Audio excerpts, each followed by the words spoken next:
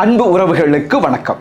Philippines நாட்டில் இயேசு உயிர்த்தெழுந்த சில மணி நேரங்களில் அன்னை மரியாள் முகத்தில் கருப்பு துணி போட்டு பவனியாக கொண்டு வராங்க. எதுக்கு அந்த பவனி?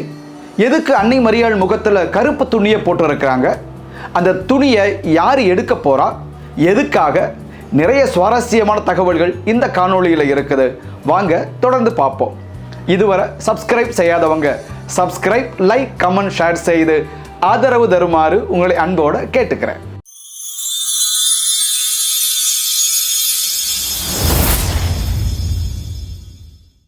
உலகம் முழுக்க இருக்கிற கத்தோலிக்க திருச்சபையில் நடக்கிறது போலவே எங்களுடைய ஆலயத்திலையும் உயிர்த்த ஆண்டவர் பெருவிழா திருப்பலி தொடங்கியது. பொதுவாக இந்தியாவில் இரவு 11 மணிக்கு தொடங்கும். ஆனால் பிலிப்பைன்ஸ் நாட்டை பொறுத்தளவில் மாலை 6 மணிக்கு பிறகு எப்பொழுது வேணாலும் தொடங்க ஆரம்பிச்சிடும். ஸோ நான் இருக்க பங்குல சனிக்கிழமை மாலை 6:30 மணிக்கு திருப்பலி தொடங்கியது. எல்லாரும் ஆலயத்துக்கு முன்னாடி குழுமை இருந்தோம். நெருப்பு மேலிருந்து சல்லுன்னு வந்து ஒரு அண்டாவில் விழுந்தது. நெருப்பு அங்கேருந்து பற்றி எரிந்தது. அதிலிருந்து தீ எடுத்து பாஸ்கு திரியை ஏற்றினோம். எங்கள் வழிபாடு முறைப்படி தொடர்ந்து நடந்தது. திருப்பலியில் உன்னதங்களிலே பாடும் பொழுது சொன்னபடி உயிர்த்தெழுந்தார், சொல் தவறானம் இயேசு. அனைவருக்கும் உயிர்ப்பு பெருவிழா நல்வாழ்த்துக்கள். உயிர்த்த திருப்பலி எங்களுடைய ஆலயத்தில் இரவு 9:30க்கு முடிஞ்சது. அதன் பிறகு அவங்கவுங்க வீட்டுக்கு போயிட்டாங்க. திருப்பலி முடிஞ்சு வீட்டுக்கு போனவங்க சாப்பிட்டு டிக்டாக் பார்த்து யூடியூப் பார்த்து படம் பார்த்துட்டு எப்படியும் தூங்குறதுக்கு இரவு 11:30 12 மணி கூட ஆகியிருக்கலாம். ஆனால் மறுபடியும் அதிகாலை 3 மணிக்கு திரும்ப கோவிலுக்கு வர ஆரம்பிச்சிட்டாங்க. கோவிலுக்கு வந்து கோவிலில் இருந்து இடதுபுறம் 650 மீட்டர் தூரத்தில் அன்னை மரியாளுடைய சுரூபத்தை பெண்கள் சுமந்து நின்றாங்க. கோவிலுடைய வலதுபுறம் 650 மீட்டர் தூரத்தில் உயிர்த்த ஆண்டவர் இயேசு கிறிஸ்துவை ஆண்கள் சுமந்து நின்றாங்க. இது எவ்வளவு தூரம் நிற்கணும் அப்படிங்கிறதும், பெண்கள் தான் இடதுபுறம் நிற்கணுமா என்கிறதும் அந்தந்த பங்கோட நடைமுறையை பொறுத்தது. என்னுடைய பங்குல இடதுபுறம் பெண்கள் அன்னை மரியாளை சுமந்து நின்றாங்க, வலதுபுறம் ஆண்கள் இயேசுவை சுமந்து நின்றாங்க. இதுக்கு முன்னாடி நான் இருந்த பங்குல அன்னை மரியாளை சுமந்து வருகிற பெண்களோட ஆண்கள் நிற்க மாட்டாங்க.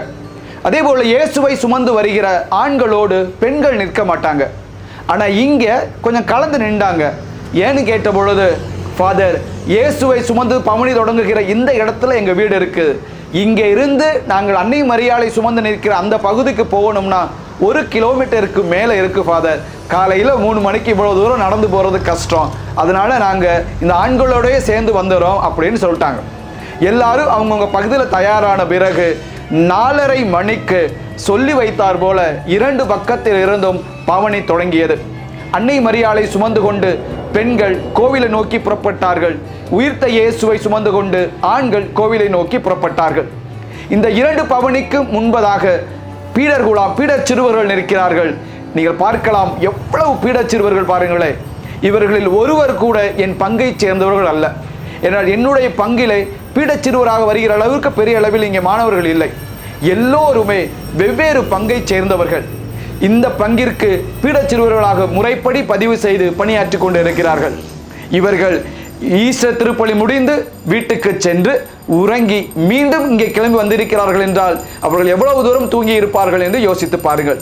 ஆக பீடச் சிறுவர்கள் நிற்க, அவர்களுக்கு பிறகு நடனமாடுகிறவர்கள் இருப்பார்கள், மக்கள் இருக்கிறார்கள். கையில் மெழுகுதறி ஏந்தி அன்னை மரியாளோடும் இயேசுவோடும் ஆலயத்தை நோக்கி வந்து கொண்டு இருக்கிறார்கள். அன்னை மரியாளின் முகத்தை பார்த்தீர்களா? அன்னை மரியாளின் முகத்தில் கருப்பு துணி போர்த்தப்பட்டு இருக்கிறது. ஏன் அன்னை மரியாளின் முகத்தை கருப்பு துணியால் மறைத்து இருக்கிறார்கள்? அன்னை மரியாள் தன் சொந்த மகனை பலி கொடுத்து விட்டு தன் சொந்த மகனை இழந்து துயரத்தில் இருக்கிறார். புத்திர சோகம் என்பது தாய்க்கும் தந்தைக்கும் அளப்பரிய வலியை கொடுக்கக்கூடியது. அதிலிருந்து மீண்டு வருவது நிச்சயம் ஆண்டவரின் அருள் துணையோடு மெல்ல மெல்ல நடக்கும். ஆனால் நடக்கும், அது ஆசீர்வாதமாக அமையும். இங்கே அன்னை மரியாள் தன் சொந்த மகனை பறிகொடுத்து விட்டு, அதுவும் துயரமான சிலுவை சாவுக்கு பறிகொடுத்து விட்டு வேதனையோடு இருக்கிறார். இந்த கருப்பு துணியானது அன்னையின் வேதனையை குறிக்கக்கூடியது. அந்த கருப்பு முகத்திரையோடு அன்னை மரியாளை பெண்கள் சுமந்து வருகிறார்கள். உயிர்த்த ஆண்டவரை ஆண்கள் சுமந்து வருகிறார்கள். அந்த பவனி மெல்ல மெல்ல ஆலயத்தை வந்து சேர்கிறது. ஆலயத்திற்கு முன்னால் பாருங்களே எவ்வளவு மக்கள் நிற்கிறார்கள். எல்லோரும் கையிலே மெழுகுதிரை ஏந்தி நிற்கிறார்கள். என்னுடைய பங்கு ஆலயம் மையச்சாலைக்கு முன்னாலே இருக்கிறது. எனவே கோவிலுக்கு முன்னால் அவ்வளவு பேர் நிற்கிறார்கள். இந்த பக்கத்தில் இருந்து அந்த பக்கம் கடந்து போவதற்கான நடைபாதை இருக்கிறது, ஃபுட் பிரிட்ஜ், அதன் மேலும் நிற்கிறார்கள். எல்லோர் கையிலும் மெழுகுதிரை. அன்னை மரியாவும் இயேசு ஆலயத்திற்கு முன்னால் வந்த பிறகு ஒரு குழந்தை அங்கே பாடல் பாடுகிறது.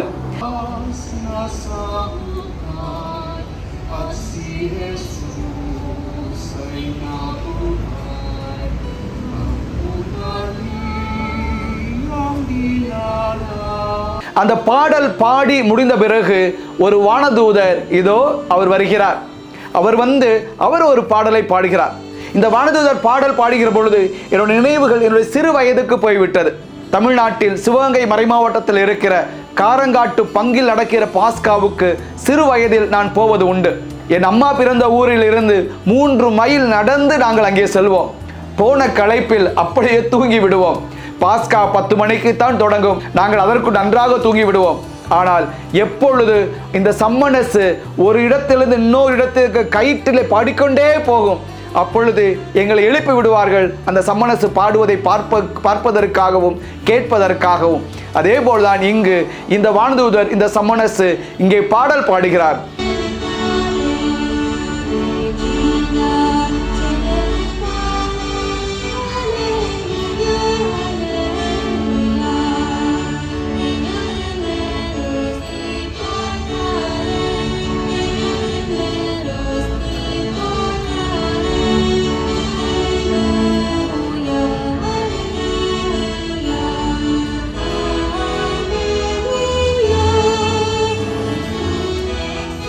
பாடி முடித்த பிறகு அன்னை மரியாளின் முகத்தில் இருக்கிற அந்த கருப்பு துணியை வானதூதர் வெளியிலே எடுக்கிறார்.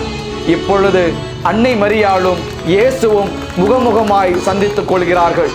இங்கே அன்னை மரியாளின் துயர முகத்திரை நீக்கப்படுகிறது. இயேசு அன்னை மரியாளோடு தன் தாயோடு மீண்டும் ஒன்றாக இணைகிறார். இதுதான் இந்த நிகழ்வின் அர்த்தம். இந்த நிகழ்வை பிலிப்பின மொழியிலே சலூபம் என்று சொல்வார்கள். அதாவது சந்திப்பது அல்லது வாழ்த்துவது, கிரீட்டிங், வெல்கம் என்று பல்வேறு அர்த்தத்திலே இது சொல்லப்படுகிறது. அன்னை மரியாளும் இயேசுவும் முகமுகமாய் சந்தித்த பிறகு அங்கே வானதூதர்கள் ஆடி பாடுவார்கள். அங்கே பெண்கள் நடனம் ஆடுகிறார்கள். மிகப்பெரிய உற்சாகமான சந்தோஷமான அவ்வளவு அழகான நடனம். இந்த நடனத்தை பார்த்து மக்கள் கைதட்டி பாராட்டி கொண்டு இருப்பார்கள்.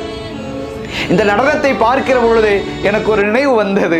இதற்கு முன்னால் இருந்த பங்கில இதே போல்தான் சிறு குழந்தைகளுக்கு நடனம் பழக்கி கொடுத்து எல்லாம் மேடையில் தயாராக நின்றார்கள். அன்னை மரியாள் வருகிறார், இயேசு வருகிறார். அன்னை மரியாளின் முகத்திரை நீக்கப்படுகிறது. அவர்கள் முகமுகமாய் சந்தித்துக் கொள்கிறார்கள். வான வேடிக்கை வெடிக்கிறது. பிள்ளைகள் நடனம் ஆட ஆரம்பிக்கிறார்கள். நடனம் ஆடுகிற பல்வேறு வானதூதர் குழந்தைகளில் ஒரு குழந்தை மேலே வான வேடிக்கையை பார்க்க ஆரம்பித்தது. வான வேடிக்கையை பார்க்க ஆரம்பித்து அந்த குழந்தை நடனம் ஆடுவதை நிறுத்திவிட்டது. முழுக்க முழுக்க அது வான வேடிக்கையை மட்டுமே ரசித்துக் கொண்டிருந்தது. குழந்தைகளின் உள்ளம் பேரானந்தம். அந்த குழந்தைக்கு அந்த நடனத்தை விட, அந்த அதிகாலை எழுந்து வந்த அந்த கஷ்டத்தை விட, பல்வேறு வாரங்கள் பழகியதை விட அந்த வான வேடிக்கை அந்த குழந்தைக்கு அவ்வளவு சந்தோஷத்தை கொடுத்தது என்று மீண்டும் அதை நினைத்து பார்த்தேன் நான்.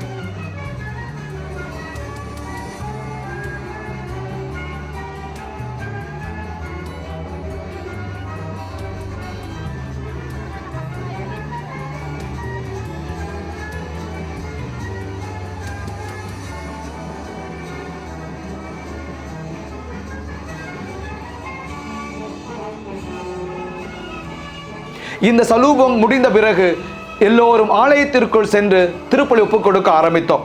இந்த ஈஸ்டர் கொண்டாட்டத்திற்காக வெளியூரிலிருந்து அருட்சகோதரர்கள் வந்திருந்தார்கள். அவர்கள் வேறு மாநிலம் என்பது போல நாம் புரிந்து கொள்ளலாம். தூரத்திலிருந்து வந்திருந்தார்கள்.